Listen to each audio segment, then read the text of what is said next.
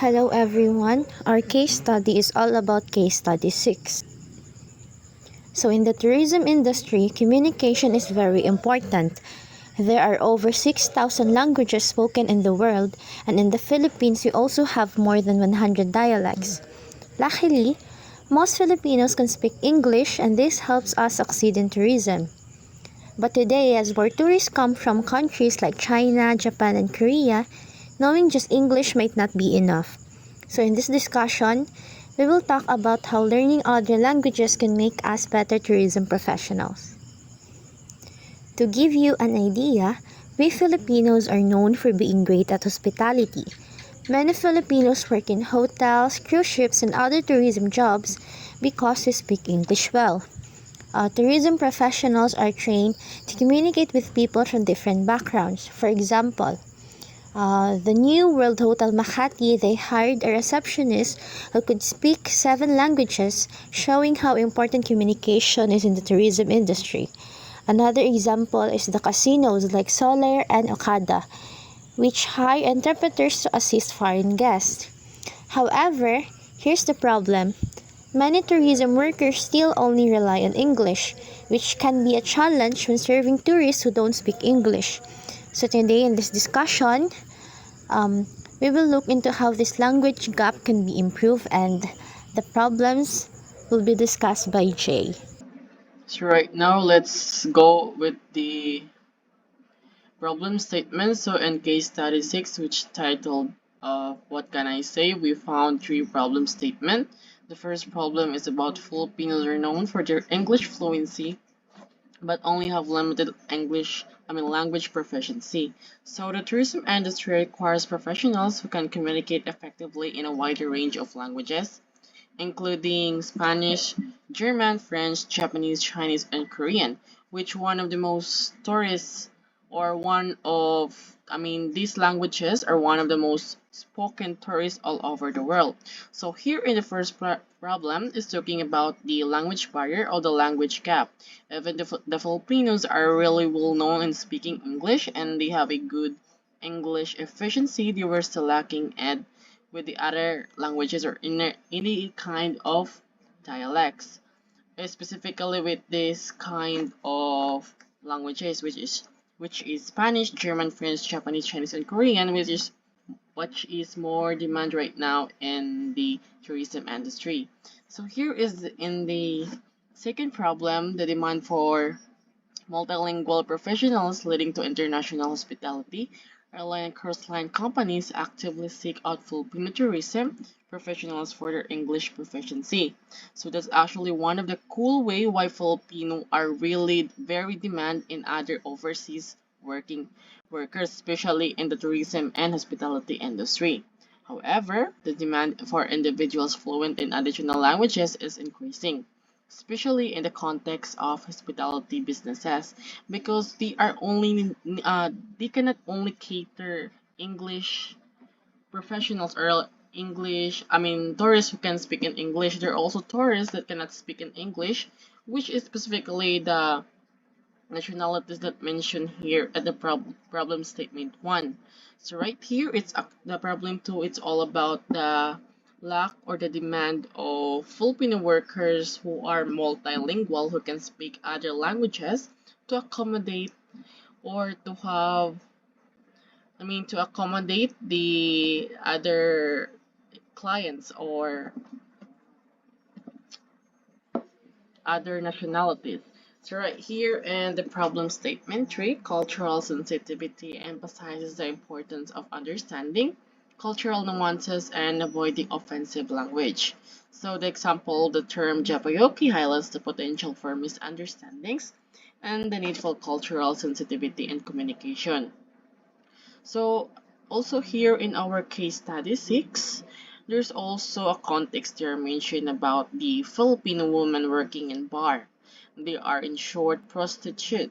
So though some of the people call them as japoyoki, which is a derogatory terms that would really reflect them as a what they call the Filipino is like babaeng mababang libad. So that's what they call it. It's really embarrassing if someone called you like that and you get very embarrassed. I mean, you get so embarrassment if you hear someone calling you like that. So, theories. First is the linguistic diversity and tourism. So, the country's linguistic diversity, while enriching its cultural landscape, can pose a barrier to tourism development. The lack of multilingual professional can hinder effective communication with diverse tourists, at leading to lower satisfaction and potential fewer bookings. So, the this case, it's contrast between the Filipinos' strong English proficiency and the limited proficiency in other language, leading to communication barrier into the tourism industry. So, second is the global demand for multilingual professionals. So, this posit that the globalized tourism industry requires a workforce proficient in a wider range of language to cater to the growing number of the international travelers. So, the demand for the multilingual professional is the increasing. It creates a competitive advantage for those who possess such as skills. So, in here, the case, it's mentioned that the active search for the Filipino tourism professionals by the international hospitality, airline, the cruise line companies, but it emphasized the increasing demand for the multilingual skills. So, the case highlighted the duality of the linguistic diversity in the tourism sector. So, it is a cultural asset but also a potential challenge for the effective communication and the business success. So right here we have the analysis of your problem. So the Philippine tourism industry.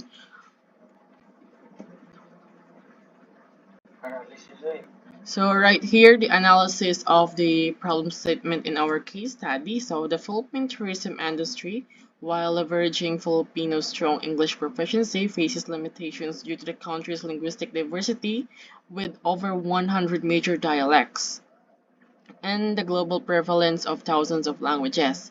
So this creates communication barriers, hindering the industry's ability to fully serve diverse international tourists and reach its growth potential. The reliance on English alone limits the industry's competitiveness and ability to attract tourists from non-English speaking countries.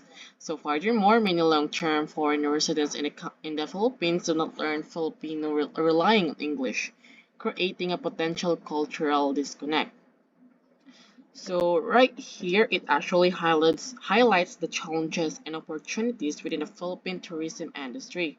Concerning language, while Filipino strong English proficiency is an asset, but the country's linguistic diversity with over 100, it actually has 147 dialects specifically right now in the Philippines and different provinces. So this limits the industry's ability to full serve diverse international tourists and reach its growth potential. The reliance on English alone restricts the industry's competitiveness and ability to attract tourists from non-English speaking countries. Furthermore, many long-term foreign residents in the Philippines don't learn Filipino relying on English, that leading to a potential cultural disconnect. That's why the demand of multilingual speakers is really rising up right now in the industry. So next please. So, solution. The language acquisition is essential. A broader systematic approach involving government, educational institution, and the private sector is necessary really to fully address the language barrier and unlock the full potential of the Philippines tourism industry so that learning additional language is strongly encouraged tourism professionals to learn at least one additional language to enhance their marketability. So, in this case, the solution is by proposing a multi-pronged approach to address the language barrier in the Philippines tourism industry. It involves governments, educational institutions, and the private sectors working together. So the core idea is to invest the robust language training program, specifically the design for tourism professional, encouraging them to learn at least one additional language to boost their marketability. So this program should offer a wide range of language, including less common ones, and be supported by funding, scholarship, and accessible learning resources. So before all of that, I just want to mention, can you please go back to the problem statement, Nere?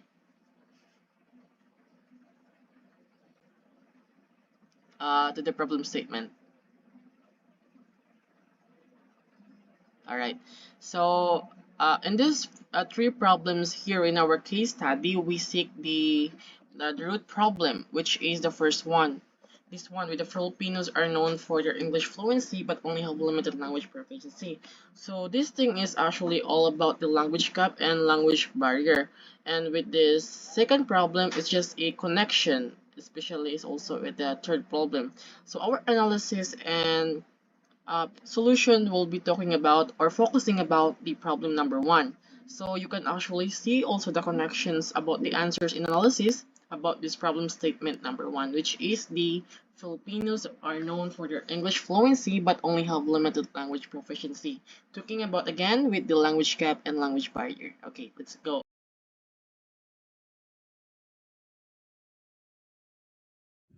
In result, if Filipino tourism professionals learn more languages, they will become better at serving tourists from different countries, not just those who speak English.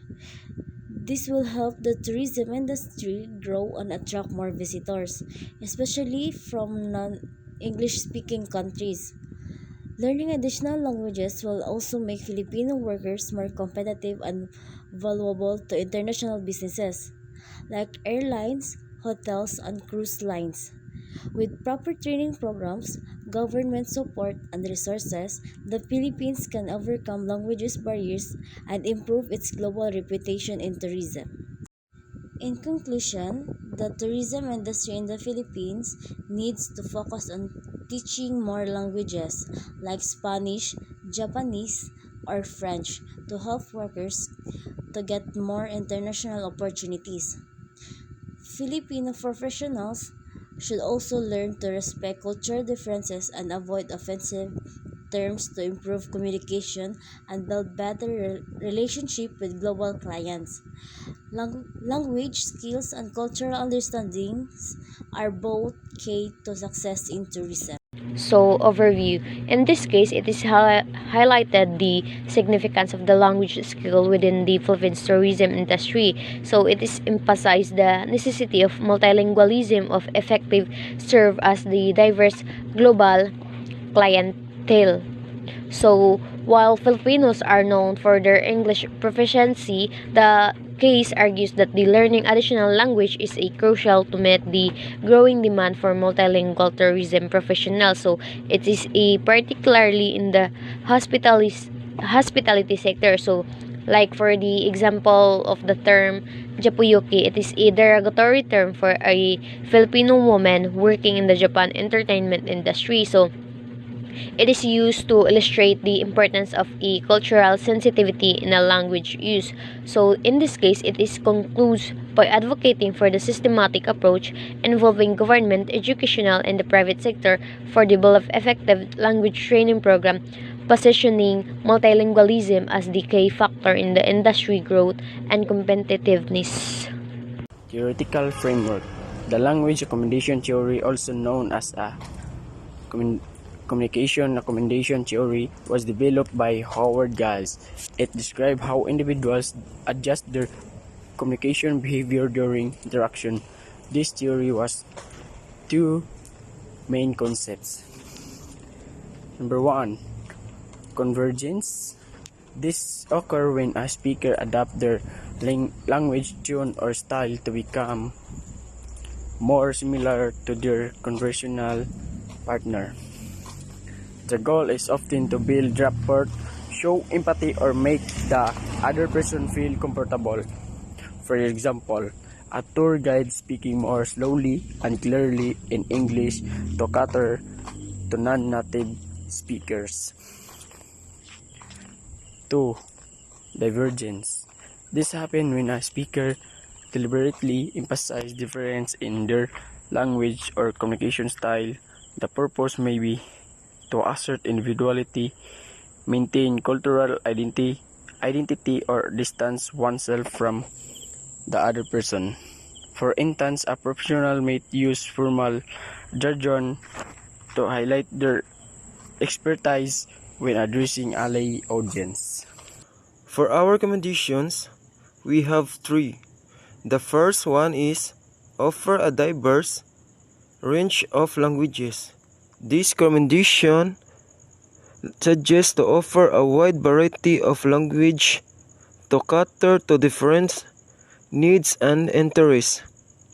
We must focus on languages that are relevant and local contexts, especially tourist markets. Also, we must consider languages that are less common. Second is provide various learning modalities to accommodate diverse learning style and schedules. And institution should offer a mix of learning modalities like classroom-based instruction. This is what we do. Face-to-face classes where you have to go to CC. Also, online courses we also do this like Gmate, Teams, Zoom, and other platforms that we use to communicate as well as study by ourselves. Third is incentivize participation to encourage participation, especially among disadvantaged citizens. The institution should offer financial incentives and other forms of support. Like financial incentives, these are scholarship, tuition, subsidies, and others. It can also be travel, grant, and service as a support during immersion programs or when studying abroad.